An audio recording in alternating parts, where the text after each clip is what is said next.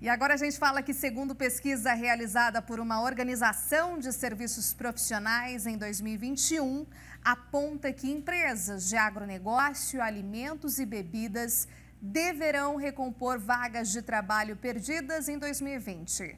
O setor está investindo em mão de obra visando a recuperação da economia e, neste ano, devem aumentar o quadro de funcionários em até 42%. Quem fala mais sobre esse assunto com a gente agora ao vivo é o sócio da Deloitte, Luiz Otávio Fonseca. Oi, Luiz, muito bom dia para você. Obrigada por estar aqui em nosso programa hoje. Bom dia a todos os nossos espectadores. Luiz, gostaria de saber, então, primeiramente, sobre esse reposicionamento, né? Ou seja, no ano de 2020... Claro, a gente teve um importante crescimento aí do PIB agrícola, segundo o CNA, 9%. A gente teve aí um setor que foi o que melhor passou pela crise da pandemia. Claro, a gente também não pode deixar de falar que, sim, temos agroindústrias, alguns setores que sofreram um pouco mais dentro da esfera do agro e tiveram também vagas aí cortadas. Mas o importante é vocês divulgar essa pesquisa e essa recomposição, essa readequação, essa virada de página e volta ao trabalho deve ser permeada principalmente pelos setores agronegócio, alimentos e bebidas. É isso? Como é que foi feita essa pesquisa?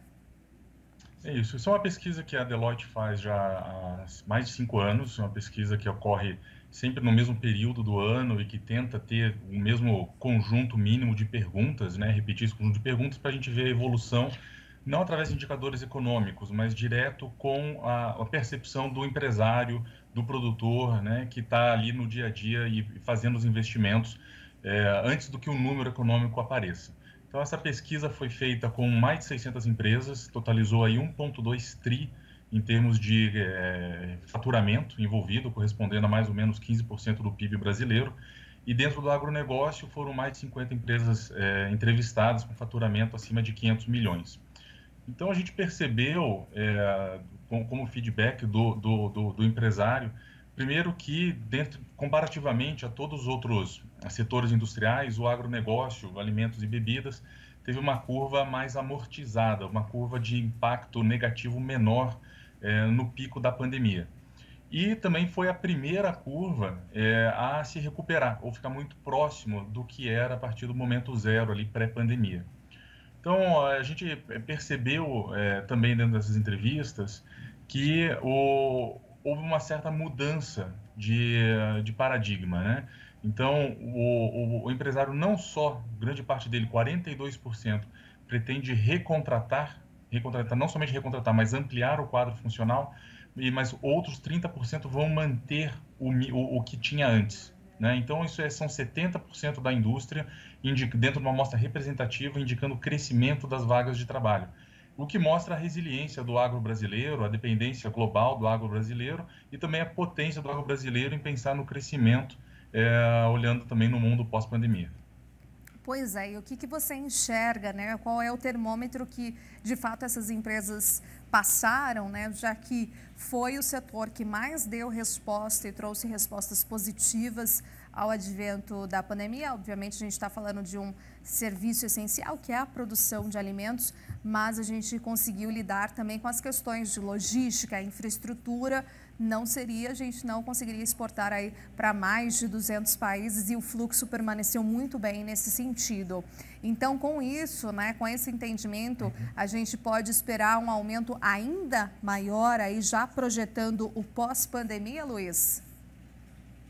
O que a gente percebe bom, primeiro, esse aumento representativo, quando a gente olha em 70% do conjunto de agronegócio, 30% mantendo e 42% aumentando o quadro de trabalho, a gente percebe uma perspectiva de aumento, não sei se da produtividade somente, mas da questão da necessidade do escopo de atuação do agronegócio. O segundo ponto que a gente percebe é que quando a gente olha para os 30% restantes do conjunto examinado, que diz que não vão aumentar ou não vão manter, que devem diminuir, os fatos não são por decrescimento econômico, é porque dentro do contexto da pandemia, percebeu-se que a digitalização do agronegócio, dos processos envolvidos dentro do agronegócio, poderia vir a substituir capital humano. no sentido de substituir, não para eliminar, mas de procurar mão de obra mais capacitada dentro do ambiente digital, procurar mais especialistas, ou mesmo digitalizar os processos que anteriormente eram feitos manualmente. Então, a gente olha uma mudança também do requerimento do conhecimento, do capital intelectual do trabalhador dentro desse setor econômico. Quer dizer, essa capacitação profissional de fato, né? Exatamente, exatamente. E isso já é uma tendência, já era uma tendência que a gente percebia nas escolas de agronomia, com os cursos de Big Data, os cursos de Agritech, os cursos de tecnificação do agronegócio, e que agora realmente há uma demanda e uma lacuna para esse tipo de profissional no mercado, dado esse grande grupo também de empresas que precisa, né, que vai digitalizar os processos. E tem mais um outro ponto que você iria colocar aqui para nós? O ponto importante também é que quando a gente olha nos requerimentos, um outro resultado da pesquisa, a gente olha nos requerimentos do empresariado, a gente olha que o número 1, você comentou, era a infraestrutura, né? Que realmente é infraestrutura para dar vazão a toda essa produtividade brasileira. E o número 2 é justamente na criação de facilidades para a geração de emprego. Então, a gente não vê dificuldades ou apontamentos de ordem interna, muito mais de ordem externa, macroeconômica, para acelerar o agronegócio.